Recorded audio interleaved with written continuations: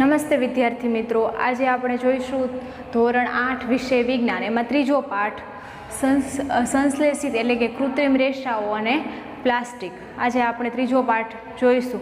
ગયા લેક્ચરમાં આપણે બીજો પાઠ છે એ કમ્પ્લીટ કર્યો હતો. તો હવે આપણે રેસાઓ વિશે તમે છઠ્ઠા ધોરણમાં બધા શીખી ગયા છો કે રેસા કોને કહેવાય, અને રેસામાંથી તાંતણા બને, અને તાંતણામાંથી વણાટ અને ગૂંથણની પ્રક્રિયા દ્વારા શું બને? કાપડ તૈયાર થાય. તો જે આપણે જે કપડાં પહેરીએ છીએ બરાબર, એ કાપડમાંથી બનેલા હોય. અને કાપડ કેવી રીતે બને? તો કે રેસામાંથી. રેસા હોય એના તાંતણા બને, તાંતણામાંથી વણાટ કે ગૂંથણની પ્રક્રિયા દ્વારા કોઈ પણ કાપડ છે એ બને છે. તો આ રીતે આપણે જે કપડાં પહેરીએ છીએ એ કાપડના બનેલા હોય. હવે રેસાઓ, તો કે અહીં આપણે સંશ્લેષિત રેસાઓ વિશે જોવાનું છે. હવે રેસાઓ છે એ બે પ્રકારના હોય, કુદરતી રેસા અને સંશ્લેષિત એટલે કે કૃત્રિમ રેસા.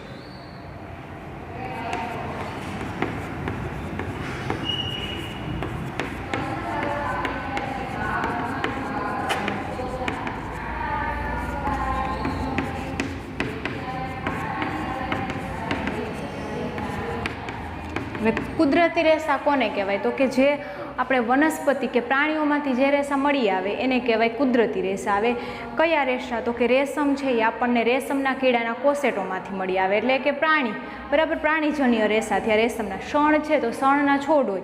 હવે આપણે એવું શીખી ગયા છીએ કે શણના જે છોડ હોય એને સડાવવામાં આવે બરાબર, અને પાણીમાં રાખવામાં આવે, અને ત્યાર પછી એમાંથી જે રેસા મેળવવામાં આવે એટલે આપણને મળે શણના રેસા. તો આ રીતે ઊન છે તો આપણને ઘેટા, બકરા અથવા યાક નામના પ્રાણીમાંથી મળે. તો એથી આ કુદરતી રેસા, કારણ કે વનસ્પતિ અથવા પ્રાણીમાંથી મળે છે. હવે સંશ્લેષિત એટલે કે કૃત્રિમ રેસા કોને કહેવાય? તો કે જે માનવે બનાવેલા છે, એટલે મનુષ્ય સર્જિત જે રેસાઓ છે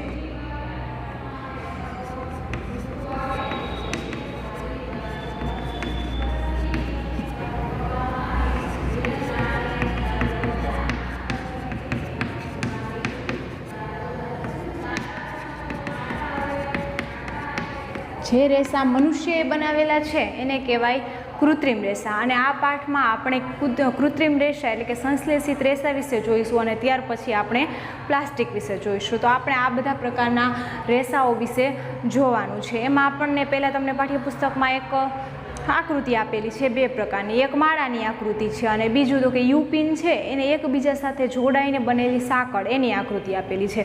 તો જે માળામાં જે મણકા પરોવેલા છે એવી એક આકૃતિ છે, અને આ બંને આકૃતિમાં તમને સમાનતા શું જોવા મળે? તો કે આ બંને આકૃતિમાં તમને એ સમાનતા જોવા મળે કે દરેક એ બંને જે વસ્તુ છે એ નાના નાના એકમો જોડાઈને બનેલી છે. આમ રેસાઓ કેવી રીતે બને? તો રેસાઓ પણ એ જ રીતે બને. તો કે નાના નાના એકમો છે એ એકબીજા સાથે જોડાઈ જાય, અને આ રીતે આપણને કોઈ પણ રેસા બને. તો આ જે નાના નાના એકમો જોડાઈને શું બનાવે? તો ખાસ એક નામ યાદ રાખવાનું, પોલિમર બનાવે. શું બનાવે? પોલિમર. નાના નાના એકમો એકબીજા સાથે જોડાઈને પોલિમરની રચના કરે. હવે પોલિમર છે એ એક ગ્રીક શબ્દ છે બરાબર, ગ્રીક ભાષા ઉપરથી ઉતરી આવેલો એક શબ્દ છે પોલિમર, જેમાં પોલીનો અર્થ થાય છે ઘણા,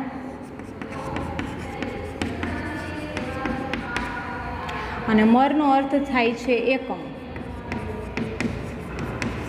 તો પોલિમર એટલે શું? તો કે ઘણા બધા એકમો છે, પુનરાવર્તિત એકમો એકબીજા સાથે જોડાઈને બનતી રચના, એને કહેવાય પોલિમર. હવે આપણને કુદરતમાં કયો પોલિમર જોવા મળે? તો કે કપાસ છે એ સેલ્યુલોઝનો એક પોલિમર છે. આપણને કુદરતમાં જોવા મળતો એક પોલિમર કપાસ છે, તો એ સેલ્યુલોઝ તરીકે ઓળખાતો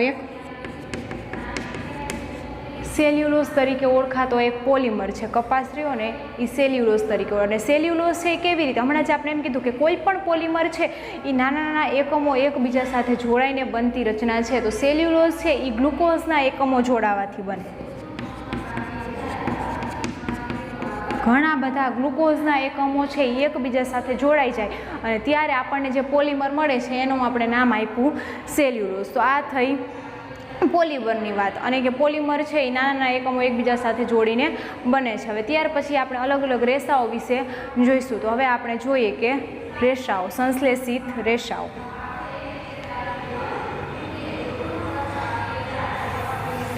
સંશ્લેષિત રેસાઓના પ્રકાર વિશે હવે આપણે જોઈશું.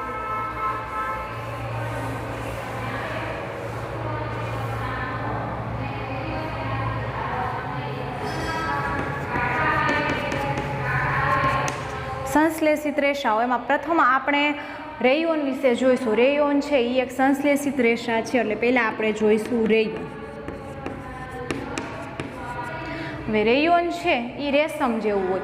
શરૂઆતમાં આપણને એવી ખબર છે કે રેશમ છે, રેશમી કાપડ કેવી રીતે બને, તો કે રેશમના કીડા હોય અને એ કીડાના કોસેટોમાંથી આપણને મળે છે રેશમી કાપડ.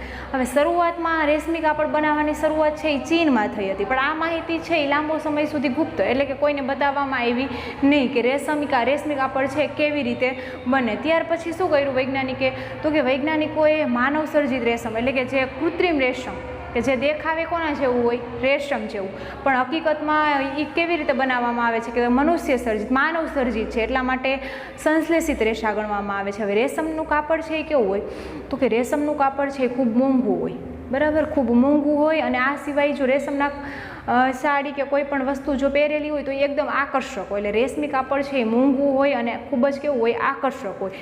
તો આ રીતે રેશમી કાપડ જેવા જ ગુણધર્મ ધરાવતું એક કૃત્રિમ કાપડ એટલે સંશ્લેષિત રેસા બનાવવામાં આવ્યા, જેને કહેવાય રેયોન. તો ખાસ યાદ રાખવું, રેયોન કેવી રીતે બને, તો કે લાકડાના માવા ઉપર રાસાયણિક પ્રક્રિયા કરીને રેયોન બનાવવામાં આવ્યું. લાકડાના માવા પર રાસાયણિક પ્રક્રિયા કરીને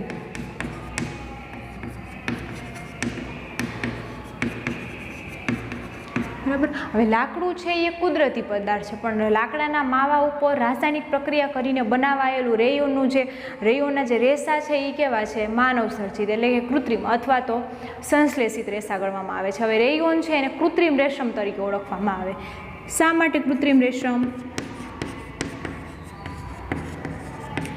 તો કે રેયોન છે બરાબર, એના રેસા રેશમ જેવા જ લાગે પણ કેવા હોય, તો કે કૃત્રિમ રીતે બનાવેલા છે, એટલે એને કહેવાય છે કૃત્રિમ રેશમ તરીકે ઓળખવામાં આવે. અને રેશમની સરખામણીમાં રેયોનના રેસા કેવા હોય, રેયોનમાંથી જે કાપડ બને એ રેશમ કરતાં કેવું હોય, સસ્તું હોય. અને રેશમના રેસા જેવા જ ગુણધર્મ ધરાવે છે.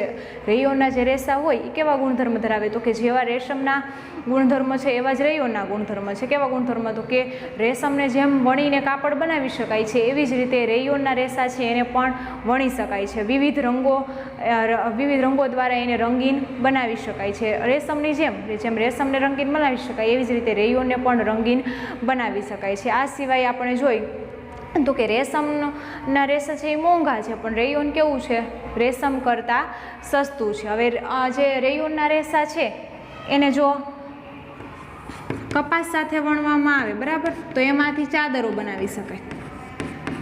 અને જો એને ઊન સાથે વણવામાં આવે બરાબર, રેયોનને જો કપાસ સાથે વણવામાં આવે તો ચાદરો બનાવી શકાય. અને જો રેયોનને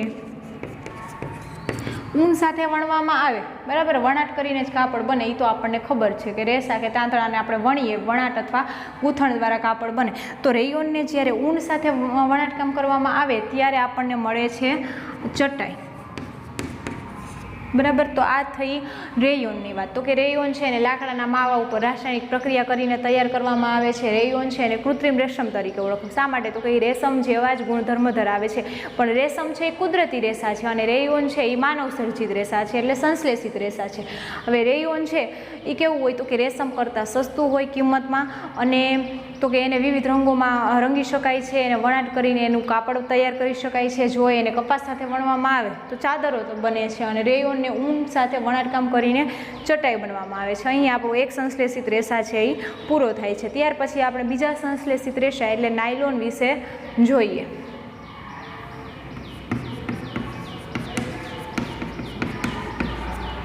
બરાબર, નાયલોન. તો કે નાયલોન છે એ એક એવા પ્રથમ સંશ્લેષિત રેસા છે. પહેલી વાર નાયલોન એ રીતે બન્યું હતું કે એમાં કોઈ પણ કુદરતી એટલે કે વનસ્પતિજન્ય કે પ્રાણીજન્ય કોઈ પણ પદાર્થોના ઉપયોગ વગર શું તૈયાર થયું હતું, તો કે નાયલોન બરાબર. એટલે સૌ પ્રથમ એવા સંશ્લેષિત રેસા કે જેમાં વનસ્પતિજન્ય કે પ્રાણીજન્ય પદાર્થોનો ઉપયોગ કરવામાં આવતો નથી. તો એ કેવી રીતે બન્યું, તો કે એની બનાવટમાં કોલસો એટલે કે એક પ્રકારનું ખનિજ, કોલસો, હવા અને આ ત્રણેય પ્રક્રિયા દ્વારા શું બન્યું? નાયલોન. એટલે કોલસો છે એ વનસ્પતિજન્ય પદાર્થ નથી અને પ્રાણીજન્ય પદાર્થ પણ નથી, અને એ શું છે? ખનિજ છે.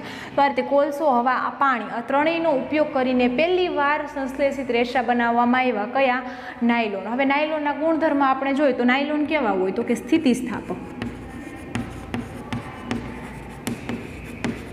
હલકા હોય, હલકા અથવા હળવા. સ્થિતિસ્થાપક હલકા છતાંય કેવા હોય? એ મજબૂત હોય. તો કે નાયલોનના રેસા સ્થિતિસ્થાપક હોય, હળવા હોય અને સાથે સાથે કેવા હોય? ખૂબ જ મજબૂત હોય. આ સિવાય એને સરળતાથી ધોઈ શકાય.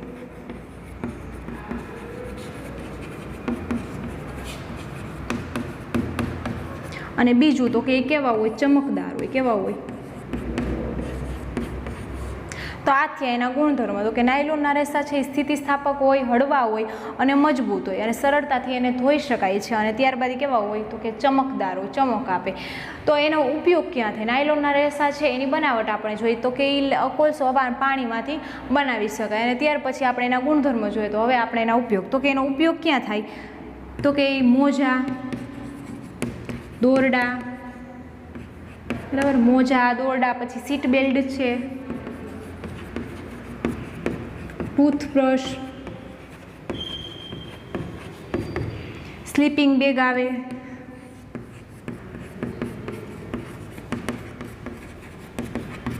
સ્લીપિંગ બેગ બનાવવા માટે થાય છે. આ સિવાય એનો ઉપયોગ ખાસ તો કે પર્વતારોહણ જ્યારે કરતા હોય ત્યારે એની બનાવવા, ત્યારે જે દોરડાનો ઉપયોગ થાય એ પણ શેમાંથી બનેલા હોય? નાયલોનમાંથી બનેલા હોય. તો કે પર્વતારોહણ માટેના દોરડા.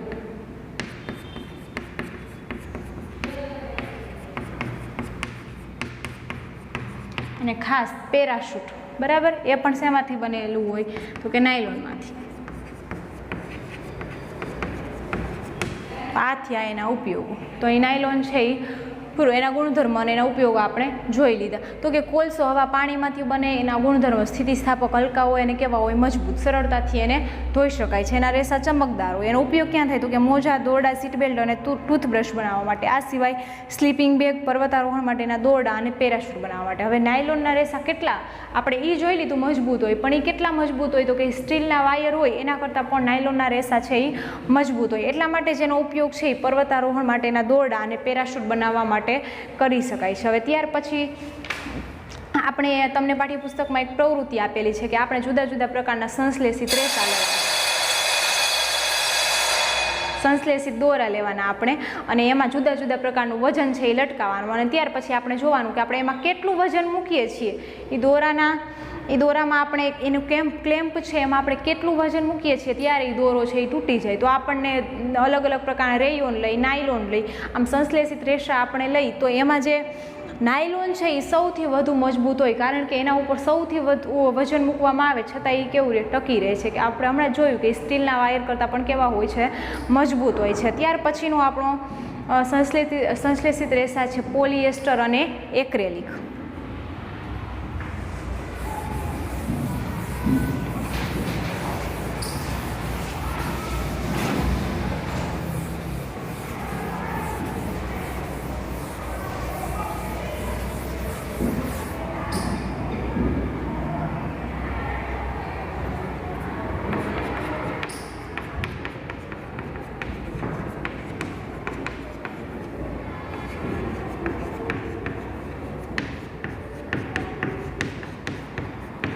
ચલો આપણે રેયોન વિશે જોયું, નાયલોન વિશે જોયું, અને ત્યાર પછી ત્રીજા નંબરના એટલે કે પોલિએસ્ટર વિશે આપણે જોઈશું. પોલિએસ્ટર એ પણ શું છે? સંશ્લેષિત રેસાઓ છે.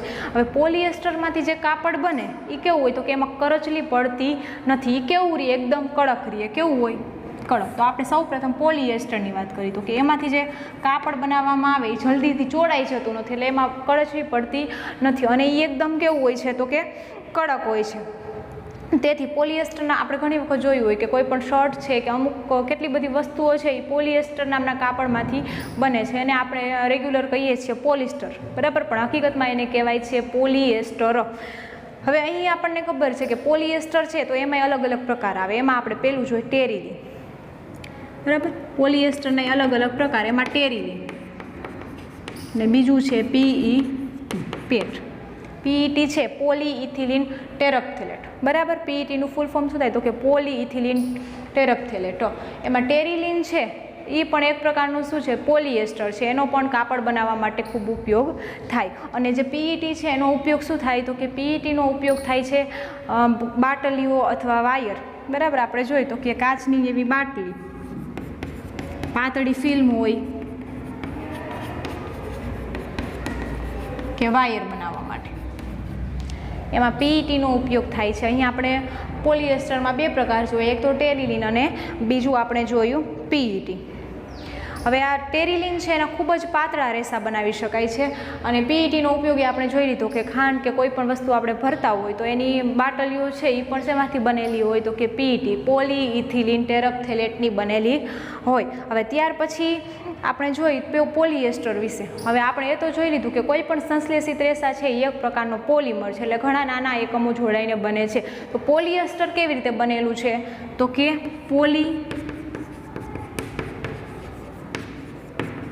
બરાબર. તો એનો મતલબ એસ્ટર નામના ઘણા રસાયણના પુનરાવર્તનથી શું બને છે પોલિએસ્ટર. શું બને છે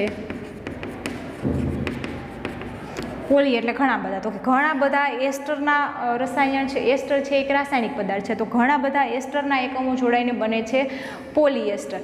તો હવે એસ્ટર એ કેવો રસાયણ તો કે આપણને ફળોની સુગંધ આવે, મીઠી એકદમ સુગંધ આવે. કોઈ પણ ફળ હોય આપણા ઘરમાં પડ્યું હોય તો આપણને એની સુગંધ કેવી આવે એકદમ મીઠી. તો આમ મીઠી સુગંધ શેની છે, કયા રસાયણની છે તો એ પોલિએસ્ટરની છે. શેની છે પોલિએસ્ટરની. હવે એમાંય પોલિએસ્ટરમાંથી બનેલા જે કાપડ છે એ 3 નામે વેચાય, એ આપણે જોઈ.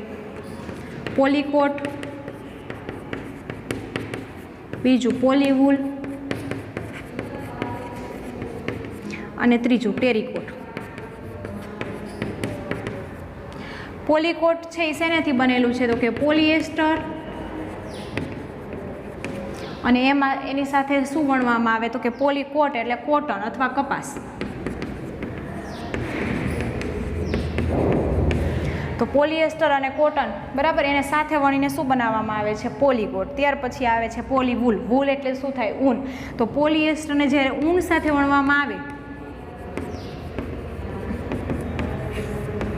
ત્યારે તૈયાર થાય છે પોલીવૂલ. વૂલને કહેવા, વૂલ એટલે શું થાય ઊન. અને ટેરીકોટ તો કે ટેરિલિન.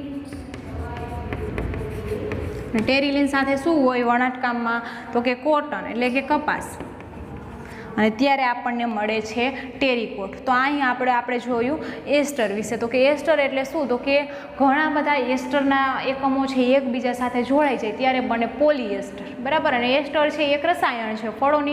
ફળોમાંથી આપણને એક અલગ પ્રકારની મીઠી સુગંધ આવે છે, એ એસ્ટર નામના રસાયણને લીધે આવે છે.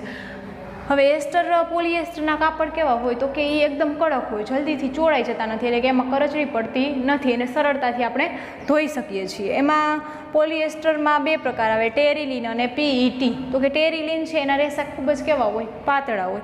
PET છે તો એનો ઉપયોગ બાટલી છે, પાતળી ફિલ્મ છે કે વાયર બનાવવા માટે થાય છે. આ સિવાય આપણે જોયું તો કે પોલિએસ્ટરમાંથી બનેલા કાપડ છે એ 3 નામે વેચાય, એક તો પોલીકોટ, પોલીવૂલ અને ટેરીકોટ. તો કે પોલીકોટ છે પોલી એટલે પોલિએસ્ટરમાંથી, અને એને સાથે કયું વણવામાં આવે તો કે કપાસ છે અથવા કોટન છે એ સાથે વણીને બનાવવામાં આવે, એટલે આપણે એને કહીએ પોલીકોટ. પોલીવૂલ છે તો એ પોલિએસ્ટર અને ઊનને સાથે વણાટકામ કરવામાં આવે. ટેરીકોટ છે તો એ ટેરિલિન અને કોટન બંનેમાંથી તૈયાર થાય, એટલે આપણે એને કહીએ છીએ ટેરીકોટ. હવે ત્યાર પછી આપણે જોઈશું એક્રેલિક વિશે.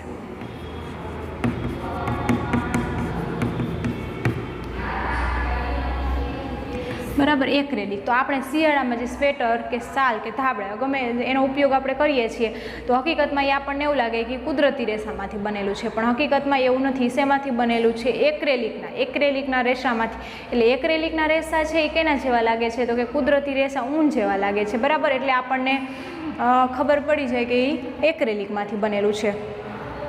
અને હકીકતમાં એ કેના જેવા લાગે તો કે કુદરતી રેસા જેવા જ લાગે છે, પણ ફેર શું તો કે જે ઊન આવે છે, બરાબર, કુદરતમાંથી મળતું ઊન કેવું હોય મોંઘું, પણ એની સરખામણીમાં એક્રેલિકના જે રેસા છે એ કેવા હોય કિંમતમાં સસ્તા હોય. કેવા હોય બરાબર. એટલા માટે કુદરતી રેસા છે એની સરખામણીમાં અત્યારે કૃત્રિમ રેસાનો ઉપયોગ કેવો થતો જાય છે વધતો જાય છે, કારણ કે એક તો એ સસ્તા છે, બીજું તો કે એ ટકાઉ અને મજબૂત છે. કેવા સસ્તા, ટકાઉ, મજબૂત અને કિંમતમાં પણ કેવા છે, પરવડે તેવા, બહુ મોંઘા હોતા નથી. તો આ થઈ એક્રેલિક વિશે વાત. હવે આપણે દહનની પ્રક્રિયા, બરાબર, તમારે છઠ્ઠા ધોરણમાં દહનની પ્રક્રિયાનો એક પ્રયોગ આવતો કે આપણે સંશ્લેષિત રેસા લેવાના અને કુદરતી રેસા બંનેને આપણે સળગાવવાના. શું ફેર જોવા મળે? તો કે જ્યારે આપણે બંને રેસાઓને સળગાવીએ છીએ ત્યારે આપણને એવું જોવા મળે તો કે જે સંશ્લેષિત રેસા છે એ ઝડપથી પીગળી જાય, બરાબર. એને આપણે દહન કરીએ, એને આપણે ગરમ કરીએ એટલે એ ઝડપથી પીગળી જાય એટલે એ ચોંટી જાય. તો હવે વિચાર કરો કે આપણે જો મોટો ગેરફાયદો એનો એ જ છે કે જ્યારે આપણે સંશ્લેષિત રેસામાંથી બનાવેલું કાપડ પહેરેલું હોય અને જો આગ લાગે, બરાબર, તો એ અને આપણા કપડામાં આગ લાગે તો એ કપડાં આપણા શરીર સાથે ચોંટી જાય છે એટલે આગ આપણને કેવી થાય, વધારે દજાડે છે. તો એનો મોટો ગેરફાયદો એ છે કે એ ઝડપથી પીગળી જાય છે. એટલા માટે આપણે કોઈ પ્રયોગશાળામાં કામ કરતા હોઈએ અથવા આપણે રસોડામાં કામ કરતા હોઈએ ત્યારે આપણે સંશ્લેષિત રેસામાંથી બનેલા કપડાં છે એ બહુ ઓછા પહેરવા જોઈએ, કારણ કે એ ઝડપથી પીગળી જાય છે અને આગ લાગતા એ આપણા શરીર સાથે ચોંટી જાય છે. હવે કોઈ પણ પ્રકારના સંશ્લેષિત રેસા છે તો એ શેમાંથી બનાવેલા હોય છે? તો કે એ પેટ્રોલિયમની પેદાશો એટલે કે પેટ્રોકેમિકલ્સમાંથી. શેમાંથી બનાવવામાં આવે?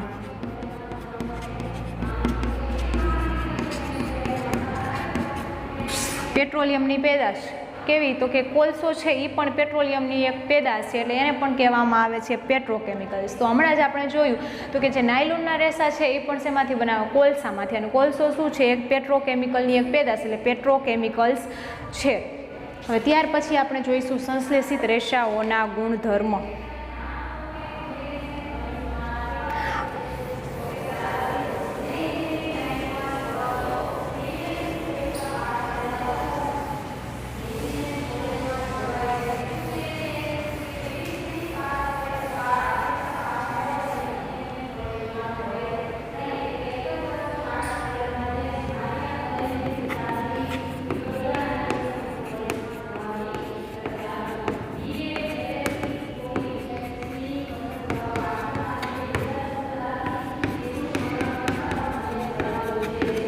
સંશ્લેષિત રેસાઓના ગુણધર્મ. કેવા ગુણધર્મ છે? એટલા માટે એનો ઉપયોગ છે કુદરતી કાપડ છે એના કરતાં વધારે થાય. તો કે એ પહેલાં કેવું હોય? તો કે કિંમતમાં કેવું હોય? સસ્તું હોય,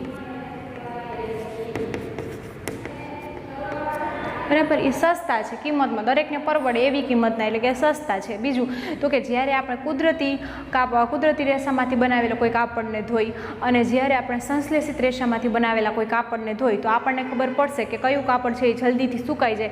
તો કે જે સંશ્લેષિત રેસામાંથી બનાવેલું જે કપડું છે, જે કાપડ છે એ જલ્દીથી સુકાઈ જાય છે, બરાબર. એટલે એ પાણી છે એ વધારે વાપરતું નથી એટલે એ જલ્દીથી સુકાઈ જાય છે. એ પણ એક એનો ગુણધર્મ થાય, એ પણ એક એનો ફાયદો થાય. સસ્તા હોય, મજબૂત હોય, ટકાઉ હોય, બરાબર. કેવા હોય? મજબૂત. અને સરળતાથી રાખી શકાય, બરાબર. એટલે સાચવવા કેવા છે? સરળ.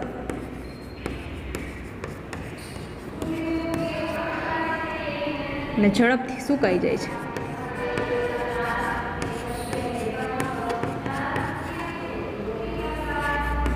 તો આ એના ગુણધર્મ થયા. તો કે કિંમતમાં સસ્તા હોય, મજબૂત હોય, ટકાઉ હોય, સાચવવા કેવા છે? સરળ. એને સરળતાથી ધોઈ શકાય છે અને ઝડપથી કેવા થઈ જાય છે? સુકાઈ જાય છે. તો આ એના ગુણધર્મ. સંશ્લેષિત રેસાઓ છે. અહીંયા આપણો આ ટોપિક છે એ પૂરો થાય છે અને આવતા લેક્ચરમાં આપણે પ્લાસ્ટિક વિશે જોઈશું. તો અત્યારે આપણે શું જોયું? તો કે આપણે સંશ્લેષિત રેસાઓ કોને કહેવાય? તો કે જે માનવ સર્જિત રેસાઓ છે એને કહેવાય સંશ્લેષિત રેસાઓ. આપણે એના પ્રકાર જોઈએ, એમાં આપણે રેયોન વિશે જોયું, નાયલોન વિશે જોયું અને ત્યાર પછી આપણે જોયું પોલિએસ્ટર અને એક્રેલિક વિશે. અને આપણે એ પણ જોયું કે જો આ ચારેય પ્રવૃત્તિ પણ જોઈ કે જો આ ચારેય છે એના દોરા લેવામાં આવે અને એના જે પલ્લું છે આપણે બાંધી દીધેલું હોય નીચે, એમાં અલગ અલગ વજન મૂકવામાં આવે. તો જે નાયલોનમાંથી બનેલા જે રેસા છે એ ખૂબ મજબૂત હોય, એના દોરા કેવા હોય? એકદમ મજબૂત. એટલે સૌથી વધારે વજન છે એ ઝીલી શકશે, એટલે ટકાઉ હોય, એ મજબૂત હોય, બરાબર. સ્ટીલના વાયર કરતાં પણ નાયલોનના રેસા કેવા હોય?